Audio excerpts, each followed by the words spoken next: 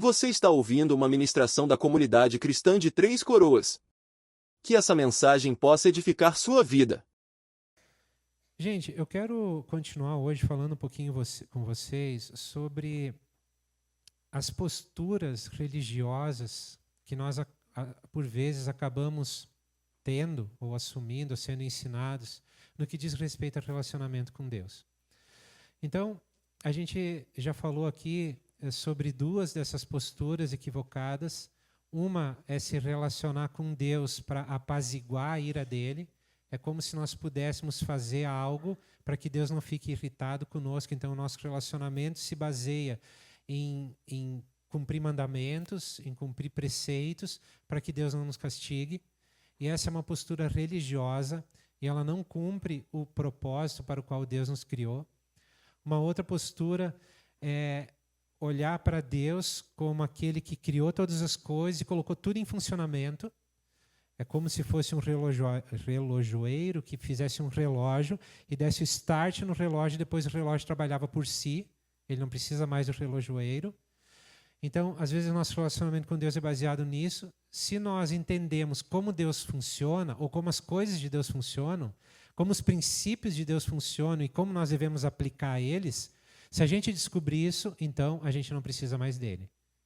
A gente precisa, vamos dizer assim, dos princípios que o Criador deu para nós termos uma boa vida, mas nós não precisamos do Criador.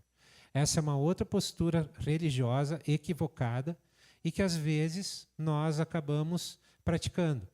Então o que eu estou fazendo nessas últimas semanas é trazer essas posturas para a gente conseguir identificar se a gente está operando em uma delas, para poder nos arrepender e voltar para a verdadeira forma de relacionamento com Deus, que é relacionar com Ele, porque Ele é Deus. Então hoje eu quero falar sobre uma outra postura, que ela é bem interessante, ela é bem atraente, e talvez seja hoje a mais divulgada e a mais ensinada, ou a mais que existe mais motivação assim para ser feita, para ser operada, que é a vida de Deus, que consiste no quê? Consiste em relacionar com Deus para ter os benefícios dele. Isso a gente poderia dizer que é uma postura extremamente consumista, porque a gente vai até Deus porque a gente tem uma necessidade. A gente procura se relacionar com Ele porque a gente quer algo dele, e não necessariamente quer a Ele. Então, por que eu digo que isso hoje é tão falado, né? Porque muito evangelho, que não é o verdadeiro evangelho que está sendo pregado aí, ele fala somente dos benefícios que Deus tem para dar. E com isso eu não estou querendo dizer que a gente não pode pedir coisas para Deus. Não. Ele quer nos abençoar. Ele está cuidando de nós, quer nos dar coisas boas. Tiago 1,17 diz: toda boa dádiva e todo dom perfeito vem do alto, descendo do Pai das luzes, que não muda como sombras inconstantes. Então, o problema não é nós pedirmos coisas de Deus ou esperarmos que Deus nos abençoe com certas coisas. E quando eu falo dessas coisas, pode ser em qualquer área de nossa vida, tá? Seja algo na área da saúde, seja algo na área material, seja algo que a gente quer conquistar, que a gente quer obter, tá? A gente pode pedir essas coisas para Deus, não tem problema nenhum. O problema é quando o nosso relacionamento com Ele está restrito a isso. Eu de vez em quando lembro de Deus quando eu preciso pedir, eu estou com uma dor de cabeça. Deus, por favor, me ajuda aqui. Já tomei aspirina, já tomei isso e aquilo, e não resolve. Me ajuda aqui, cura minha dor de cabeça. Aí meu relacionamento com Deus se restringe a isso. Ou eu estou com uma necessidade material, Deus, eu preciso muito fazer uma reforma na minha casa, então agora eu quero fazer uma campanha de oração contigo, todos os dias eu vou me comprometer e vou orar para que tu me abençoe e eu tenha condições de reformar a minha casa. Ou eu preciso de uma casa então eu vou fazer um compromisso, eu vou fazer um propósito contigo até que tu me dê essa casa. Estão vendo? Parece muito genuíno. Eu vou pedir para Deus, eu vou estar com Deus, eu vou falar com Deus. Mas por quê? Para quê? Só para obter o que Ele tem para nos dar?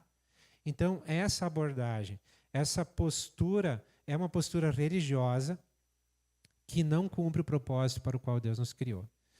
Então, eu quero falar um pouquinho sobre isso hoje. Porque se nós, toda vez que a gente usa essa postura diante de Deus, a gente está esperando, ou a gente está se relacionando com Deus como se Ele fosse uma espécie de gênio da lâmpada. Eu tenho um desejo, eu vou lá, Deus, eu tenho esse desejo, Deus me dá o desejo, ou me ajuda a realizar o desejo que eu tenho. Ou a gente trata ele como um supermercado, a gente tem uma necessidade, a gente vai lá, vai na prateleira, pega, paga e vai embora. Ou a gente se relaciona com ele como um caixa eletrônico, chega ligeirinho, precisa de um dinheiro, vai lá, pega e vai embora. Mas Deus não é assim. Deus ele não é um gênio da lâmpada, ele não é um caixa eletrônico, ele não é um supermercado, ele também não é uma loja de departamentos que a gente pode ir lá e acessar as coisas tão bonitas que a gente quer, andar lá e pensar, isso aqui é importante para mim, aquilo ali também é importante, vai ficar muito bom na minha vida, vai me trazer um benefício. Isso aqui também vai me dar muito conforto. Eu desejo isso, então eu acesso Deus para suprir os meus desejos, as minhas vontades, aquilo que eu quero para satisfazer a minha vontade, para lidar com o medo que eu sinto das coisas. Então eu vou para Deus e digo, Deus, eu preciso disso, porque se eu tiver disso, aí o medo vai embora. Mas não é isso que Deus espera de nós para nos relacionarmos. Ele não espera isso de nós no que diz respeito ao relacionamento com Ele. Essa postura ela é motivada por uma vida consumista. É uma postura que ela é atraente porque ela não pede nada de nós. Ela não pede transformação na nossa vida. Não precisa mudar de vida. Não precisa ter uma transformação. Eu não preciso necessariamente deixar um pecado. Não, ela não me pede nada. Ela só me oferece algo. Deus é muito bom, e de fato é. E Ele tem muitas coisas boas para te dar, que é verdade. Mas o centro do meu relacionamento com Ele não pode ser isso. Os mais antigos aqui vão lembrar. A gente tinha um livreto que a gente usava muito e falava sobre... tinha 3 figuras que simbolizavam o descrente, o religioso e o discípulo. E vocês vão lembrar que o religioso ele estava sentado num trono e todas as coisas giravam em torno dele, lembram? Todas as coisas giravam em torno dele, era pessoas, família, trabalho, bens e Deus giravam em torno dele. Isso é a postura de um religioso. E essa vida da qual eu estou falando para vocês hoje é justamente uma postura religiosa no que diz respeito ao relacionamento com Deus. E nessa postura, o valor que é atribuído a Deus é atribuído baseado naquilo que Ele nos dá. Então, eu orei. Deus me deu, que Deus fantástico e maravilhoso, digno de todo louvor, de toda adoração. E agora o meu amor é todo teu. Dura 5 minutos, aí eu começo a usufruir o que Ele me deu e eu esqueço dele. Até que eu tenho uma próxima necessidade, um próximo desejo, eu acesso Deus e se Ele me der, digno de todo louvor, de toda adoração, agora eu vou me render a Ti, aquela coisa dura 5 minutos, eu me interto com aquilo que eu recebi e não preciso mais dele. Ou eu oro para Ele e por algum motivo Ele não me dá o que eu quero. Ele talvez Deus diga assim, não vou te dar. Não é hora, tu não precisa disso, isso vai te fazer mal.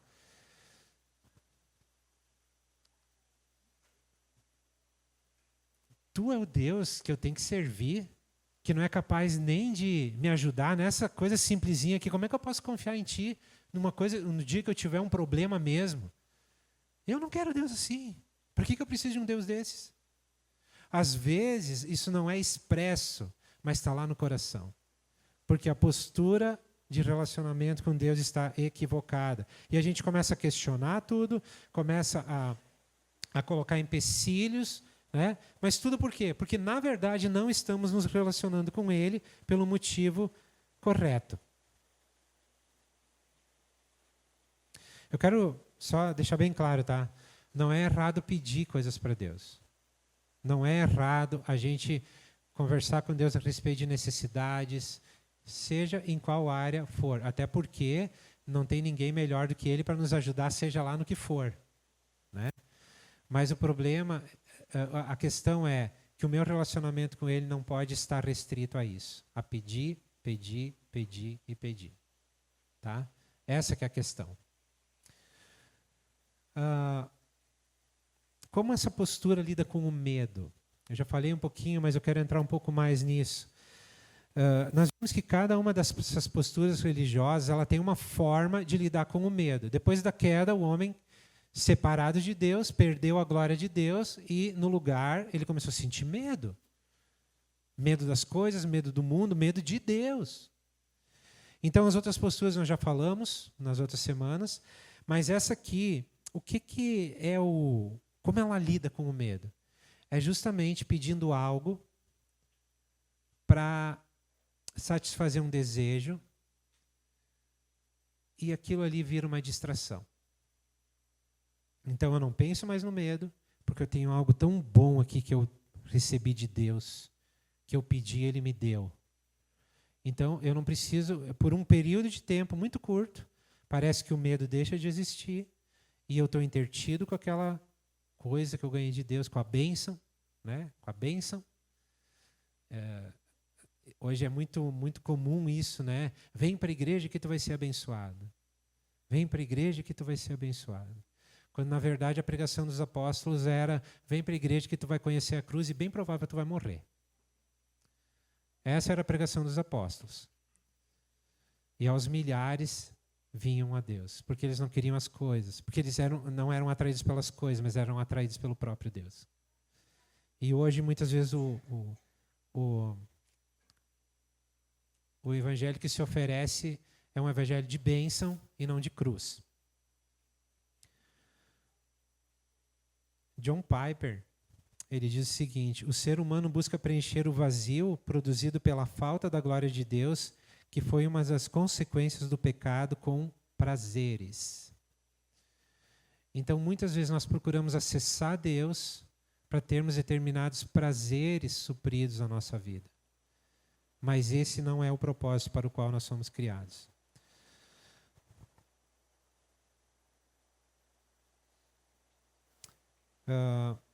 Uma outra frase diz que o problema do ser humano não é a busca por prazer, nem o hedonismo, mas é contentar-se com uma felicidade pequena. Vamos de novo. O problema do ser humano não é a busca por prazer, nem o hedonismo, mas é contentar-se com uma felicidade pequena demais, terrena demais e limitada demais. Então, eu estou falando tudo isso, e isso tudo fala muito comigo, e já falou muito, e eu identifiquei várias coisas na minha vida, conseguindo acessar esse lugar em Deus, de não mais procurar Ele para alguma coisa, mas simplesmente por Ele. E no Salmo 16:11 diz o seguinte: tu me farás conhecer a vereda da vida, a alegria plena da tua presença, eterno prazer à tua direita. Essa palavra de Davi, esse salmo é de Davi. E se a gente for pensar um pouco em Davi, ele era um homem, um rei, bem-sucedido. Ele era um homem rico. Ele era um homem que tinha tudo que ele queria. Ele poderia buscar prazer e felicidade onde quer que fosse. E quando ele fez da maneira errada, ele sofreu as consequências disso. Mas ele toma uma decisão. E ele entende que o verdadeiro prazer está no Senhor. Tu me farás conhecer a vereda da vida, a alegria plena da tua presença, eterno prazer à tua direita. No Salmo 27:4, que é um salmo que a gente tem repetido muitas vezes aqui, Ele diz: uma coisa eu pedi ao Senhor, e é o que procuro, que eu possa viver na casa do Senhor todos os dias da minha vida para contemplar a bondade do Senhor e buscar a sua orientação no seu templo. Então, muitas vezes, ao contrário do entendimento da postura que Davi teve, essa postura religiosa que a gente está falando hoje, ela busca confortos e prazeres em coisas que Deus pode dar para controlar o medo e amenizar a dor, porém, ela não está interessada no próprio Deus. E aqui cabe a gente abrir o coração para o Espírito Santo sondar o nosso coração e trazer como revelação individual para cada um de nós qual é a motivação do nosso relacionamento com Deus hoje. E eu confesso para vocês que quando eu fui impactado por essa palavra, por essa mensagem, por essa maneira de ver essas posturas religiosas, eu me dei conta que em muitas áreas da minha vida eu estava tendo um tipo dessa postura. E eu tenho me dado conta que, por eu saber que existem essas posturas, não quer dizer que eu agora não vou mais operar em alguma delas. Eu tenho me dado conta que na minha vida com Deus, no meu relacionamento com Deus, de vez em quando, eu identifico que eu estou operando em uma delas. E isso tem sido libertador. Isso tem sido, tem mudado tudo, porque quando eu identifico, eu posso na mesma hora me arrepender e dizer: Senhor, eu não quero me relacionar contigo por isso, eu quero me relacionar contigo por quem tu é. Eu não quero estar contigo por aquilo que tu pode me dar, eu quero estar contigo porque tu é Deus, porque tu é meu Pai. A tua presença me basta. Eu me contento em ti. E isso muitas vezes eu tenho que falar contra a minha carne. Paulo não diz que existe uma batalha entre a carne e o espírito, e entre o espírito e a carne? A carne ela sempre vai pender para o lado do pecado e o espírito sempre vai pender para o lado de Deus. Então, eu tenho que muitas vezes falar isso para a minha carne. Porque a minha carne deseja, a minha carne quer, ela quer estar no controle, ela quer fazer as coisas, ela quer o melhor para ela mesma, ela é egoísta, ela é consumista. E muitas vezes eu identifico essa minha postura de relacionamento com Deus em uma postura equivocada como essa que eu estou falando, e eu posso me arrepender e dizer: Senhor, eu não quero mais me relacionar contigo dessa maneira. E interessante como é útil, porque o Espírito Santo usa essas ferramentas para nos trazer à memória e falar conosco e nos trazer para o prumo, nos levar para o lugar certo de relacionamento com o Senhor. Hoje, eu falei antes um pouco desses evangelhos estranhos que estão sendo pregados, né? E um outro aspecto desse evangelho estranho que está sendo pregado é que não se fala sobre sofrimento. Não é politicamente correto falar de sofrimento na igreja. Não é politicamente correto falar que o viver com Jesus também traz sofrimento, ou que tu não está imune ao sofrimento. Como eu falei antes, a pregação dos apóstolos deixava bem claro que tu tinha que entregar a vida. Jesus, ele disse: aquele que quiser vir após mim, primeiro ele diz assim: aquele que quer ganhar a sua vida vai perder ela. Mas aquele que perder a vida por causa de mim, esse vai ganhar a verdadeira vida. Ele diz: aquele que quiser vir após mim, precisa tomar a sua cruz e seguir os meus passos. Quando ele falou de cruz, ele não estava falando de uma cruz fictícia, ele não estava falando de uma cruz alegórica, ele estava falando de sofrimento. Então, Paulo, no entendimento que ele teve disso, ele diz para Jesus: Senhor, eu quero me unir a Ti no poder da Tua ressurreição e também nos sofrimentos que Tu teve. Então, Paulo tinha uma consciência de que a vida cristã era uma vida onde a gente ia lidar com sofrimento. Mas os evangelhos que estão sendo pregados, que não são o verdadeiro evangelho, e que estão no meio da igreja, muitas vezes, eles não falam de sofrimento, porque não é legal. Se eu ficar falando de sofrimento aqui para vocês, muitos aqui estão sofrendo. Na verdade, todos nós provavelmente estamos sofrendo em alguma área de nossa vida. Então, se eu ficar falando de sofrimento, tu não vai sair daqui te sentindo bem. Mas se eu vim aqui para me sentir bem, aí o Abel vai lá e fala um monte de coisa de sofrimento, eu saio daqui pior do que eu cheguei. Desculpa. perdão. Mas eu não posso falar do evangelho sem falar de sofrimento, porque ele faz parte. O sofrimento faz parte da vida cristã e ele tem um propósito. Um exemplo para a gente entender como, às vezes, o sofrimento é algo bom. Vocês sabem qual é o maior problema da doença de hanseníase, a antiga, outro nome para lepra? Às vezes a gente tem aquela imagem das pessoas perdendo pedaços, né, do corpo por causa da lepra. Mas o grande problema dessa doença, que gera os maiores problemas, sabe o que é? É que a pessoa perde a capacidade de sentir dor.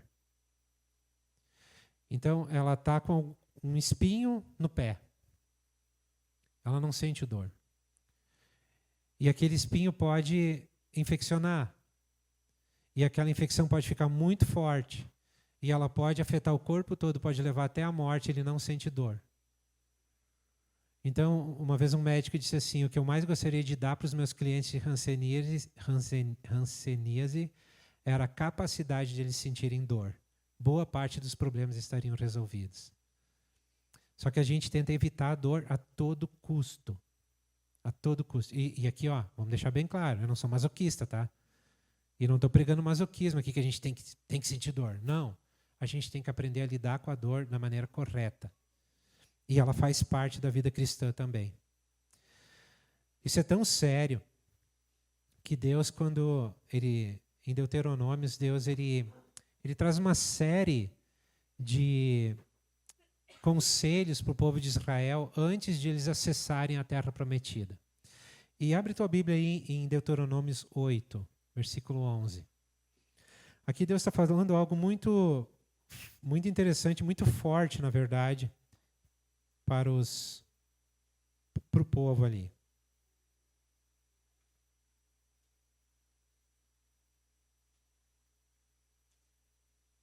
Deuteronômios 8, versículo 11. Tenham cuidado de não se esquecer do Senhor, do seu Deus, deixando de obedecer aos seus mandamentos, às suas ordenanças e aos seus decretos que hoje lhes ordeno. Não aconteça que depois de terem comido até ficarem satisfeitos, de terem construído boas casas e nelas morado, de aumentarem os seus rebanhos, a sua prata, o seu ouro e todos os seus bens, e o seu coração fique orgulhoso e vocês se esqueçam do Senhor, do seu Deus, que os tirou do Egito, da terra da escravidão. O que Deus estava prevendo? E avisou o povo. O povo tinha passado por uma série de dificuldades e estava dependendo totalmente de Deus. E Deus estava dizendo para eles, olha, quando vocês acessarem a terra, tomem cuidado. Vocês vão conquistar, vão derrotar os inimigos, vocês vão se assentar na terra, é uma terra boa. Vocês vão construir casas, vão morar nelas, vocês vão ter rebanhos, vão ter ouro, vão ter prata. Cuidado, para que vocês não se esqueçam de mim. O que Deus estava prevendo? Que o povo ia ficar tão satisfeito com as bênçãos que ia esquecer daquele que era o doador das bênçãos. E foi exatamente o que aconteceu com o povo de Israel. Quando a gente lê o livro de Juízes, isso é impactante. O que acontecia? O povo estava em um tempo de paz, onde havia um bom juiz reinando, governando o povo, e estava um tempo de paz, de abundância. Eles ligeirinho, eles ficavam tão entretidos com as bênçãos que eles esqueciam de Deus. Quando eles esqueciam de Deus, o que eles faziam? Eles faziam estátuas para adorar deuses pagãos, como, por exemplo, Baal e Moloque, que eram deuses que pediam, inclusive, sacrifícios humanos. Aí o povo de Deus, que havia sido abençoado de todas as formas possíveis e imagináveis, esquecia do seu Deus e prestava culto a Baal e Moloque a ponto de sacrificar os seus próprios filhos a Moloque. Deus previa isso. o povo ele chegou num ponto que ele não era mais capaz de sentir a dor que os antepassados deles sentiram lá no Egito, quando estavam sendo escravizados pelos judeus, pelos egípcios, e eles sentiam aquela dor, aquela aflição, e eles lembraram do Deus de Israel, e eles clamavam ao Deus de Israel, até que o Deus de Israel mandou Moisés como libertador. Eles esqueceram de tudo que os antepassados deles viveram no deserto. Todas as vezes que andavam debaixo da graça de Deus, ou quando se desviavam da graça de Deus, o que acontecia? Eles perderam a capacidade de sentir a dor e de buscar a Deus por ser Deus e não por aquilo que Ele podia dar para amenizar aquela dor. E é exatamente o que essa postura religiosa que a gente está falando hoje produz quando nós não tomamos cuidado no sentido de entramos no engano, na verdade, de relacionar com Deus só por aquilo que Ele pode nos dar.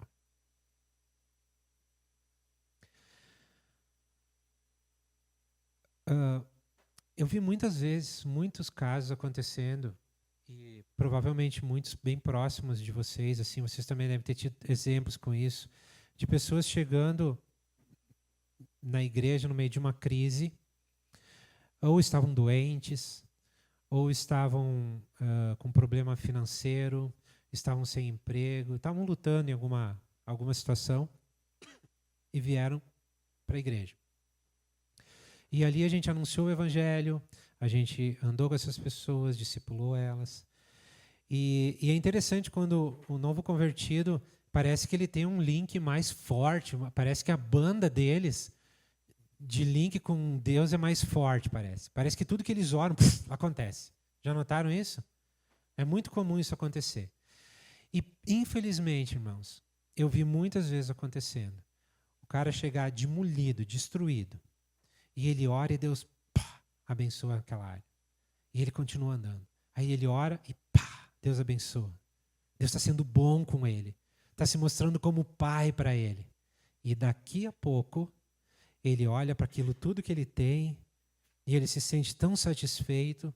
Ele agora tem um bom emprego, ele tem uma família, ele tem uma casa, ele tem resolveu o problema financeiro dele, ele está tranquilo. E aí o que acontece? Ele esquece de Deus e vai embora. O que é isso?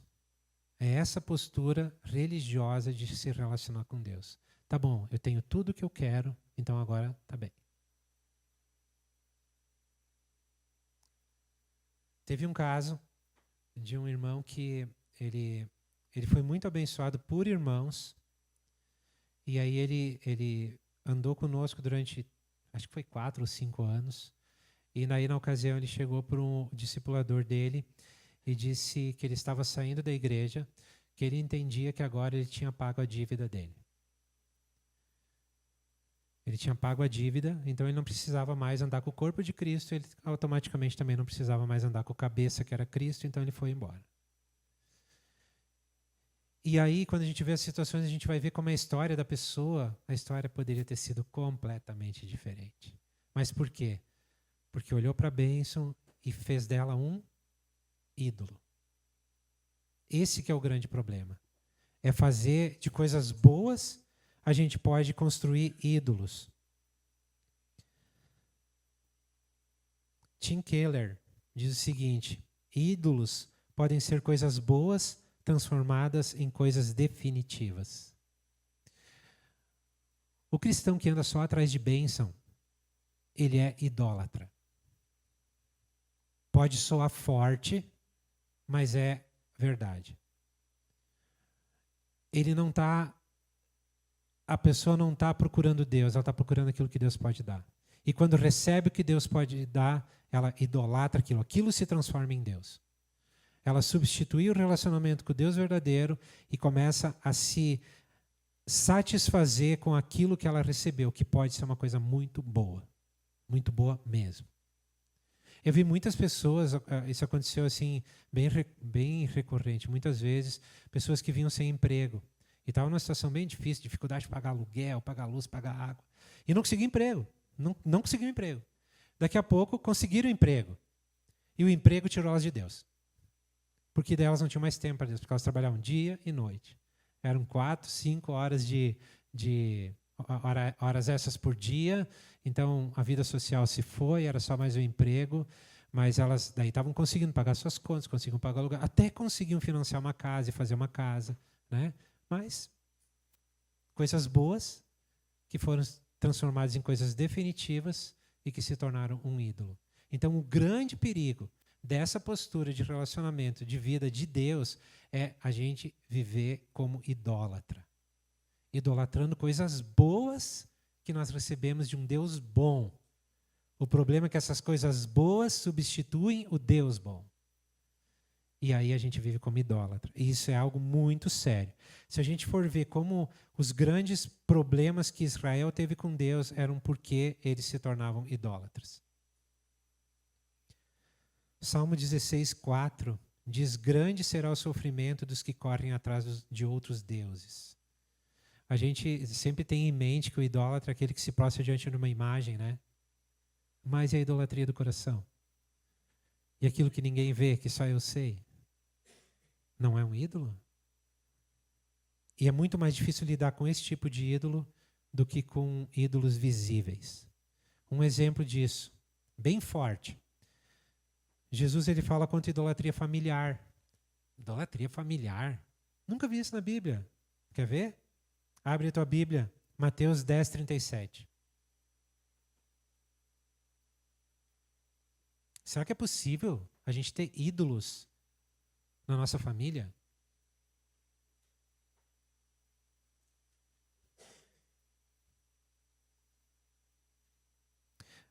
Mateus 10:37. Quem ama seu pai ou a sua mãe mais do que a mim, não é digno de mim. Quem ama seu filho ou sua filha mais do que a mim, não é digno de mim. Pegaram a idolatria? Entenderam a idolatria? É colocar um pai, uma mãe, um filho, uma filha, um marido, uma esposa no lugar de Deus. Isso é idolatria. Quem não vai... Parece chocante. Não, mas eu amo meus pais, eu amo minha esposa, eu amo meus filhos. Sim. O que não pode amar mais do que a Deus. Eles não podem substituir Deus.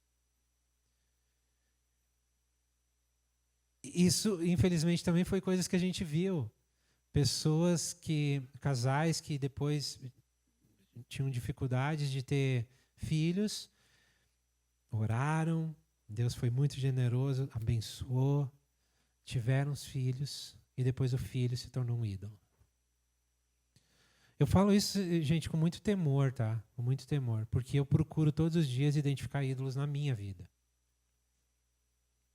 Eu não quero ter ídolos, eu não quero ter nada que substitua Deus na minha vida. E eu estou compartilhando isso com vocês baseado em experiências que eu também tenho vivido e coisas que Deus tem falado comigo. Mateus 6:21 diz: pois onde estiver o teu coração, Jesus está falando, aí também estará o teu... pois onde estiver o teu tesouro, ali estará também o teu coração. Aí talvez uma autoanálise agora. Aonde está o meu coração? No que é que está o foco da minha vida hoje? O que é? Sem isso eu não vivo. É para isso que eu tenho que dar tudo que eu tenho. Todo o meu gás. Onde está o meu coração? Ali está o meu tesouro. E se o meu tesouro não for Jesus, no lugar dele vai ter um ídolo. E muitas vezes Deus usa processos de dor para derrubar os nossos ídolos. Muitas vezes Ele usa processos de perda, de quebrantamento, para derrubar os nossos ídolos. Eu quero usar só mais um exemplo e a gente vai para o final assim, tá? Um exemplo bem... uma história muito conhecida de todos, o filho pródigo. Que ela serve assim para vários assuntos que a gente pode tratar a respeito da história dessa parábola que Jesus conta do filho pródigo. Em Lucas 15, 21, diz que... Desculpa.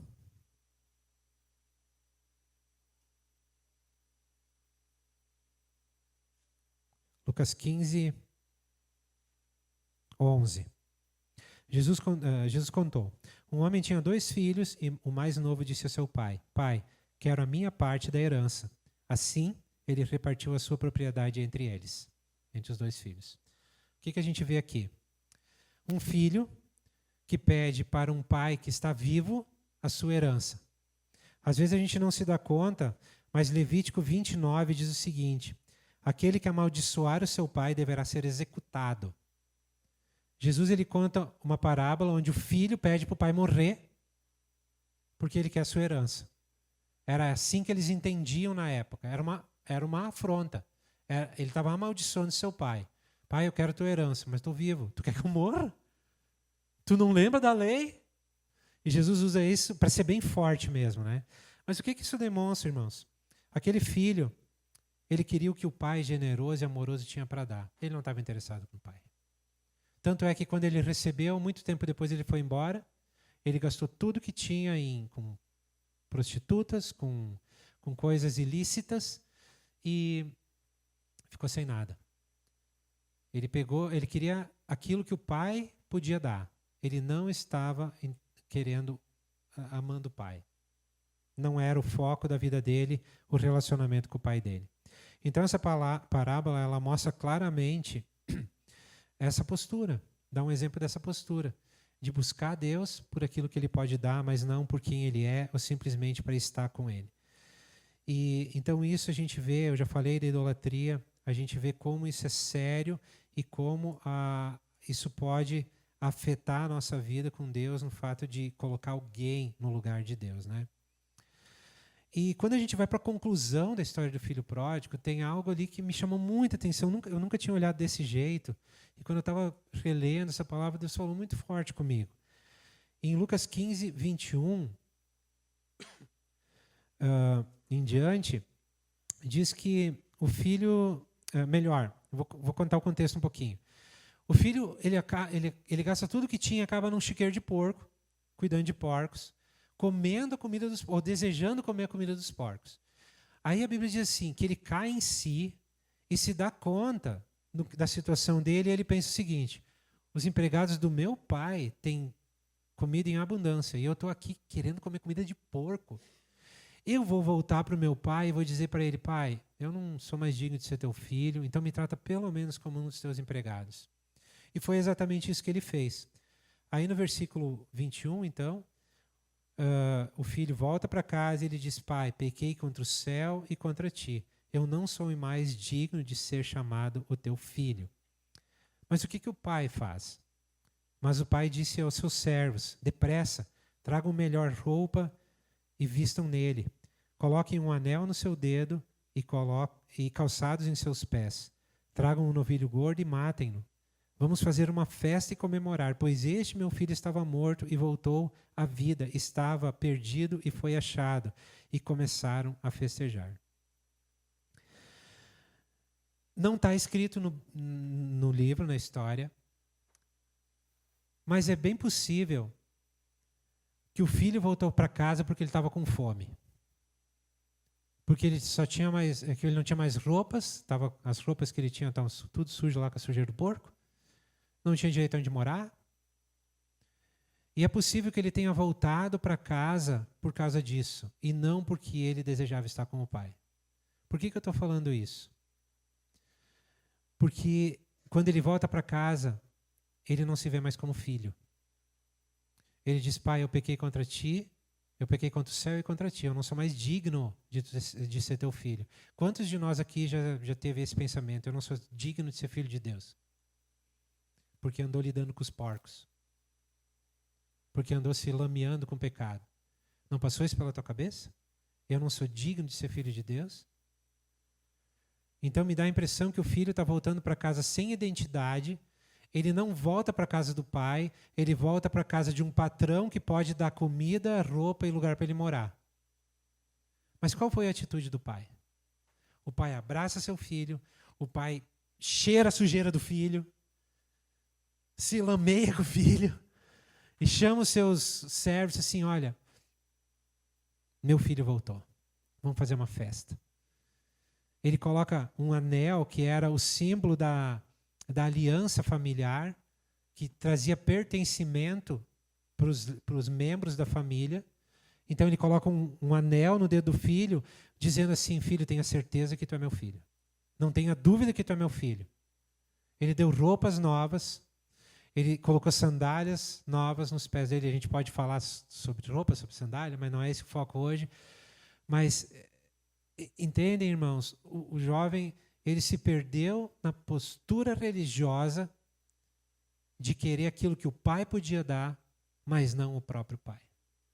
O outro filho, o mais velho, ele estava perdido dentro da casa do pai. Porque ele também não tinha relacionamento com o pai como pai. Ele tinha um relacionamento com o pai como um patrão. Estava perdido dentro da casa do pai. Não se via como filho dentro da casa do próprio pai dele. Quantas vezes nós fizemos isso com Deus, irmãos?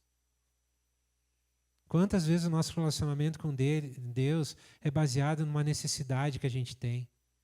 É baseado em algo que a gente precisa dele, ou que precisa satisfazer. A gente até tem a consciência de que tem certas coisas que só ele pode nos dar. Então, como um bom crente, a gente para de ficar procurando por aí, vivendo vida louca, fazendo tudo que é exagero, e a gente vai pedir para Deus. Mas fica aí.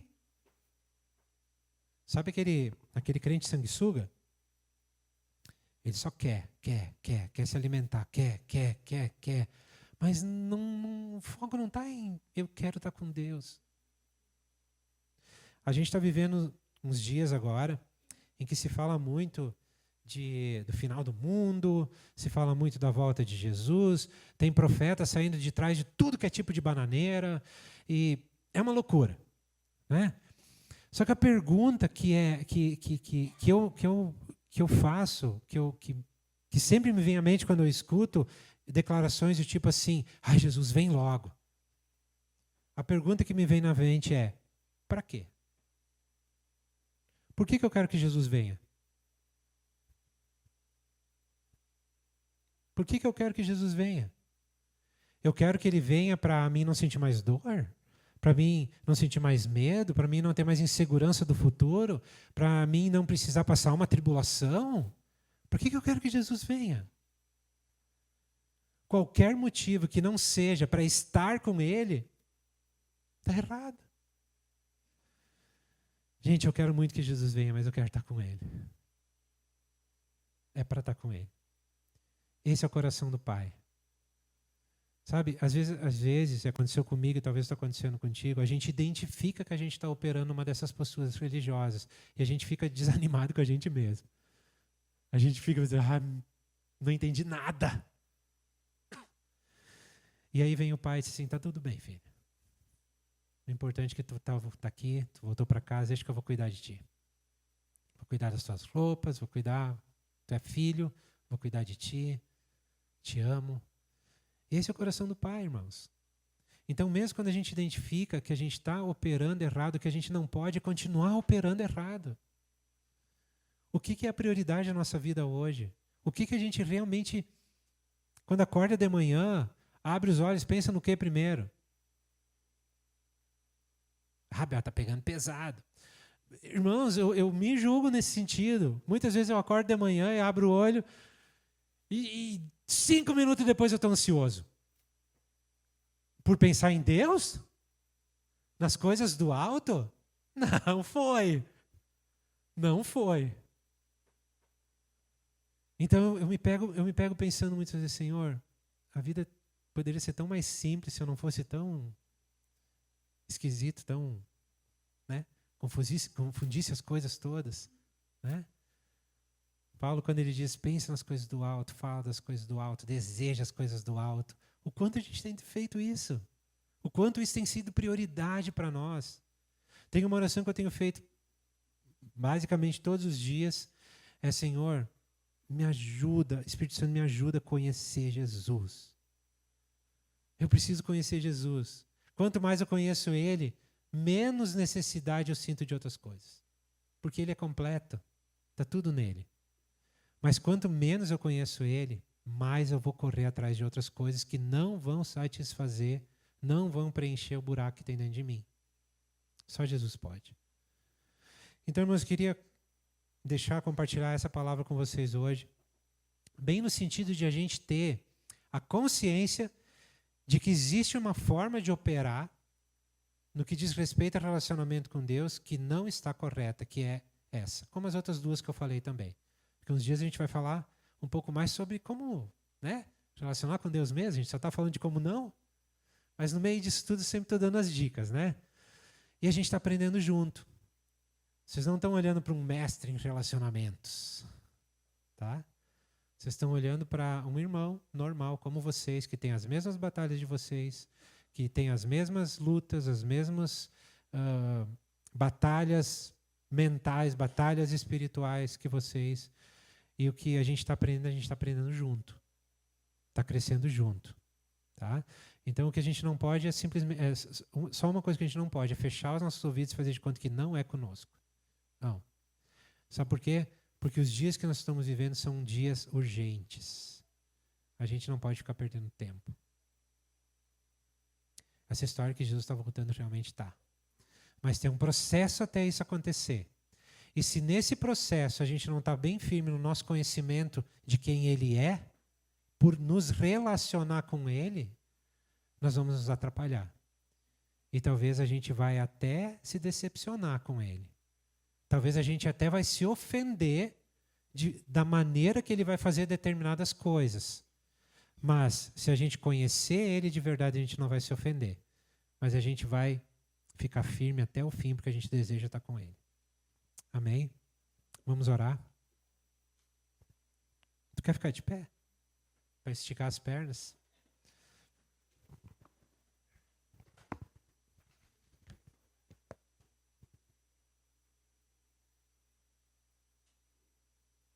Eu queria te dar 2, 3 minutinhos para tu também digerir um pouquinho do que foi falado e deixar o Espírito Santo testificar no teu coração se talvez tu esteja operando nessa vida religiosa ou nessa postura religiosa e que tu possa falar com o Senhor a respeito disso.